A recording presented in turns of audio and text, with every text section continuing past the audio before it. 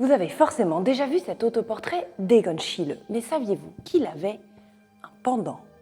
La femme qui nous fixe de ses immenses yeux bleus sur ce portrait conservé au musée Léopold de Vienne avait 23 ans lorsque sa vie s'est arrêtée. Elle s'appelait Walburga Naudsil, mais tout le monde l'appelait Vali. Fille d'un instituteur, elle a débarqué jeune avec sa mère dans la Vienne du siècle nouveau, façonnée par les lignes élégantes de la sécession.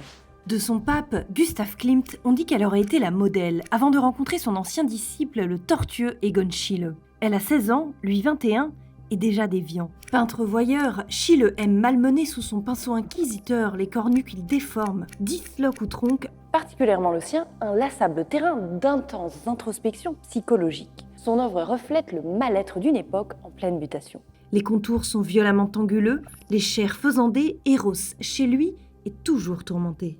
D'abord modèle, Vali devient la compagne de Schiele et le suit, à la campagne où le couple mène une existence libre en marge de la société. Les temps sont en train de changer et comme beaucoup de jeunes filles modernes, Vali aspire à une existence émancipée. Mais celle-ci, quand on la partage avec Schiele, n'est pas sans tempête. En 1912, celui-ci est emprisonné, accusé d'abus sur les mineurs qu'il a fait poser nus et condamné.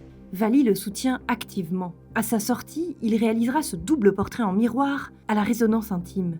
Mais 3 ans plus tard, en quête de respectabilité, le peintre épouse Edith Arms, la fille des voisins. Pour Vali, peu séduite par le ménage à trois qu'il lui propose, leur chemin commun s'arrête là. Elle s'engage alors comme infirmière et rejoint la Croatie, où elle sera fauchée en 1917 par la scarlatine à 23 ans. Bouleversé, Schiele changera le titre du tableau qu'il avait peint comme un exutoire lors de leur rupture. L'homme et la jeune fille deviendra la mort et la jeune fille.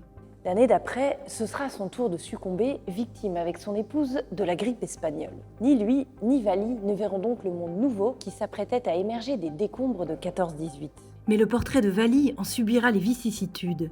Spolié par les nazis en 1938, il fera l'objet d'une longue bataille juridique entre la famille de sa propriétaire et le Léopold, à qui il appartient depuis l'accord passé en 2010.